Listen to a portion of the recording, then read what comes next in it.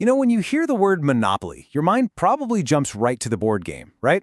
But what if I told you the real thing, the economic concept, shapes almost every part of our daily lives? Well, today, we are diving deep into this powerful idea.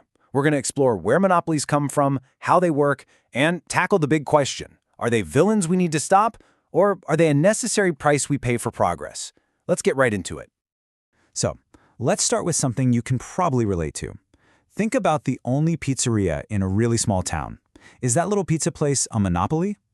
Well, the answer isn't a simple yes or no. See, if you're totally fine with grabbing a frozen pizza from the grocery store instead, then maybe not. But if you think there is absolutely no substitute for a fresh, hot pizza right out of the oven, then yeah, for you it is. And that really gets to the heart of it all. A monopoly exists when there are no close substitutes. So here it is, the official textbook definition. A monopoly is a single seller of a product that just doesn't have any close substitutes. I want you to picture the exact opposite of a busy farmer's market, where you've got tons of vendors all selling the same kind of apples. A monopoly is the only game in town, and that unique position, it gives them a level of market power that other companies can only dream of. Okay, so that leads to the really important question. How does a company even become the only seller? It's not easy. The answer comes down to something economists call barriers to entry. Basically, giant obstacles that stop other companies from jumping into the market and competing. And it turns out there are four main ways to build this kind of fortress around your business. We're going to break them all down one by one. First, you've got barriers created by the government. Then, there's controlling a resource nobody else can get. After that, a super powerful modern one called network effects. And finally, a special case we call a natural monopoly. First up, sometimes the government itself is the one creating the monopoly. Think about it. When a company invents a new life-saving drug, a patent gives them the exclusive right to sell it for 20 years. This is done on purpose. It encourages innovation, making sure inventors can actually profit from all their hard work before competitors just come in and copy it. The same logic applies to copyrights for books and movies. And the most perfect example is the game itself. The name Monopoly is a trademark, and it's owned by Hasbro. Now here's the kicker. Unlike a patent, a trademark can last forever. There's this great story about a professor who tried to sell a rival game called Anti-Monopoly. Hasbro took him to court and won, forcing him to license the name from them. Now that shows you the real-world power of these government-granted barriers. The second barrier is pretty straightforward. Just own something essential that nobody else can get their hands on. For years, a company called Alcoa controlled almost all the world's bauxite, which is the mineral you need to make aluminum. And of course, there's the famous example of De Beers, which for decades controlled the vast majority of the world's diamond supply, giving them incredible control over prices. But what happens when that control starts to slip? By the 2000s, new diamond mines opened up, and De Beers' iron grip on the supply chain loosened up. So what did they do? They pivoted.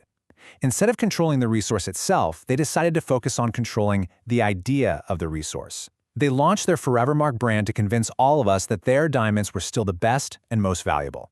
Pretty smart, right? All right, on to our third barrier. And this one is a huge deal in our digital world. Network externalities. This is what a product's value goes up as more and more people use it. The classic example is a social media platform. I mean, if you're the only person on it, it's totally useless. But if all your friends are on it, it's incredibly valuable.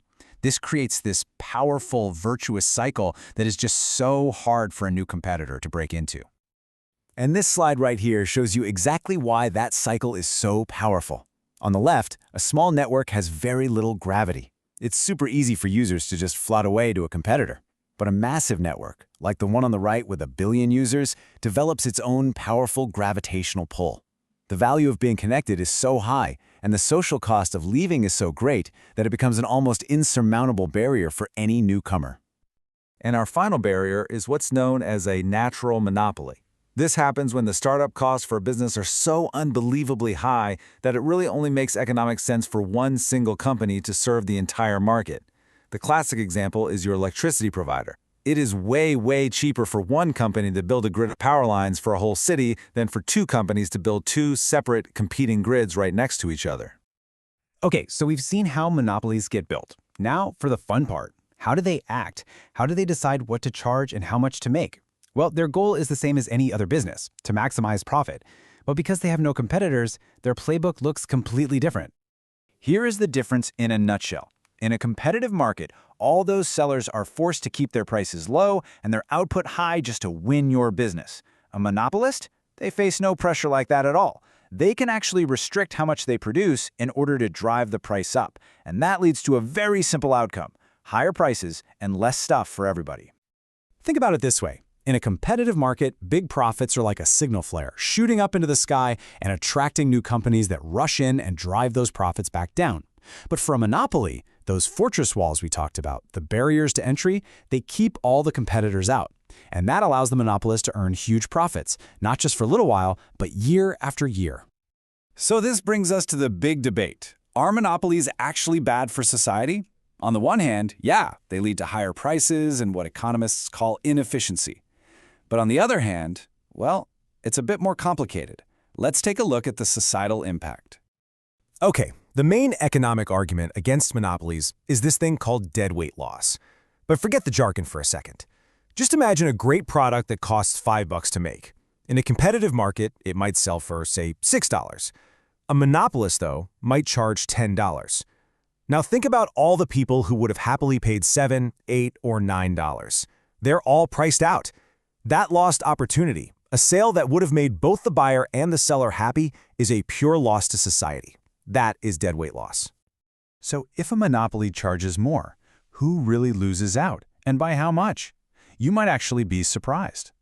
Economists have estimated that the total deadweight loss from all market power in a country like Canada is probably less than 1% of the entire economy. And the reason is that true absolute monopolies are incredibly rare. Most big firms still face some kind of competition that keeps them from raising prices all the way to the moon. And here's the powerful counter-argument, summed up perfectly by the economist Joseph Schumpeter.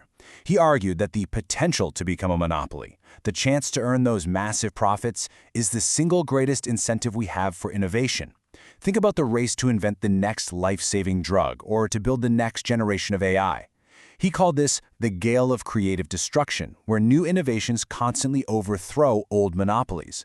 And that ultimately benefits us consumers more than just having slightly lower prices today. Now, given this whole debate, governments don't just sit on the sidelines and watch. They play a really active role through something called competition policy. In Canada, this is handled by the Competition Bureau, which enforces the Competition Act to make sure firms don't get too powerful. One of the Bureau's biggest jobs is reviewing mergers. When two huge companies want to combine into one, regulators follow a pretty clear process. First, they have to define the market. Are we talking about the market for chocolate bars or the entire snack food market? It makes a big difference. Second, they measure how concentrated or crowded that market would become after the merger. And finally, based on all that, they rule on whether the merger is allowed to go through.